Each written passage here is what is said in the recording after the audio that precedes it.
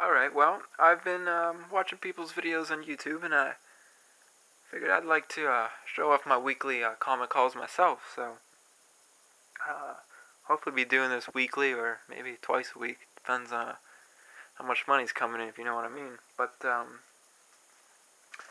these here I picked up on eBay. I think it was $3.50 free shipping for all three of them, which isn't very bad. But here we go. We got Creatures on the Loose, number 35. It's Man Wolf. I believe there was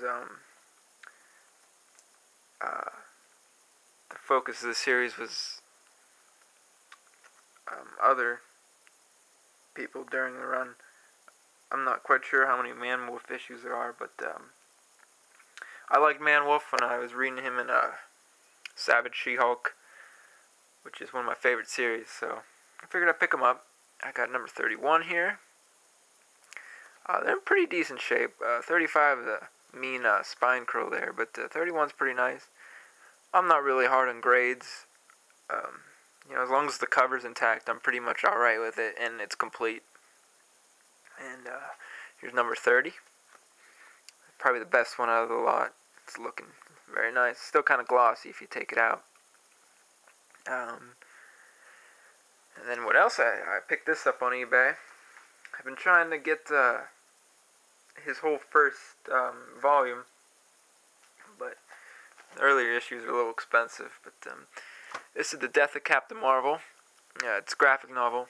I actually just finished reading this the other day, and if you haven't read this, let me tell you, it's different. It's actually very good, and if you're a fan of even Thanos, I know my one friend loves Thanos. He's got a tattoo of him on his thigh, and he said he would enjoy it. Well, I told him he would enjoy it, but yeah, didn't pay too much for this. It's like a 6th print or something, but it's hard to find these in most bookshops around here. They don't carry the graphic novels. Picked these up at a antique store in our mall around here. The only problem with this store is that you can't, they don't let you look at the comics in the bags. You can't open them. And sometimes they get some older ones in that, the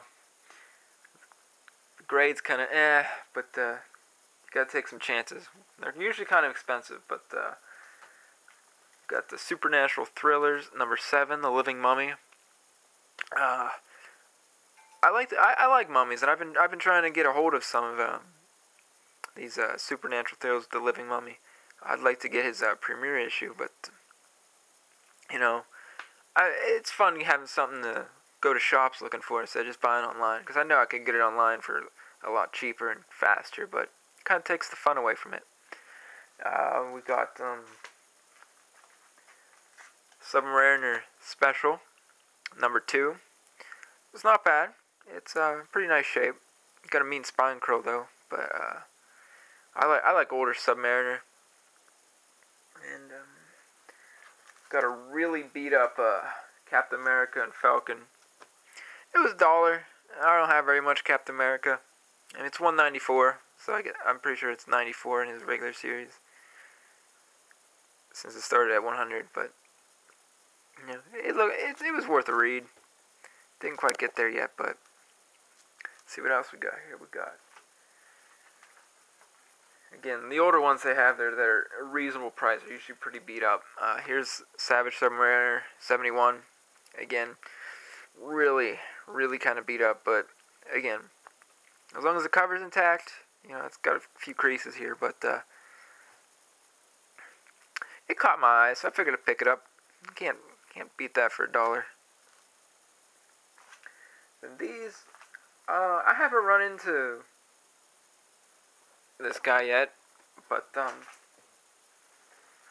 he's in the Defenders, and I've been trying to complete my Defenders collection here, and I know he comes in later. I've never run into him anywhere else, but the Gargoyle. Here's 2 and 3 of a 4-issue limited series. I'll have to try and pick up 1 and 4 somewhere, but they were only $1, and they're pretty good condition. Again, probably very good, maybe fine, but for $1, I couldn't beat it. And plus, the artwork's really cool. It kind of reminds me of New Mutants and the Teens. The fantastic artwork.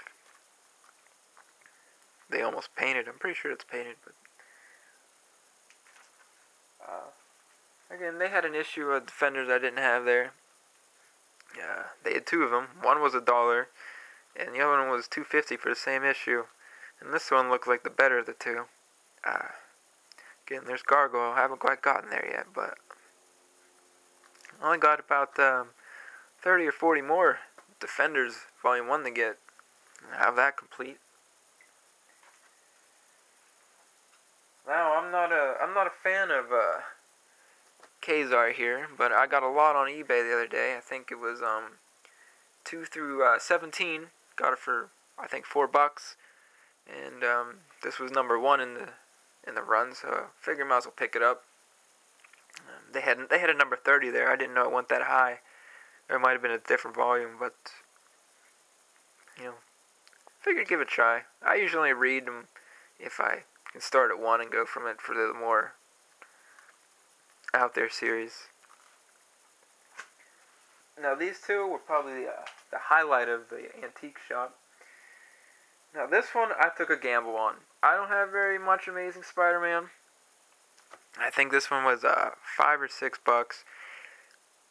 From the outside looking at it, the sides, it's got a mean little spine curl. The staples are all rusted. And there's a little smudge on there.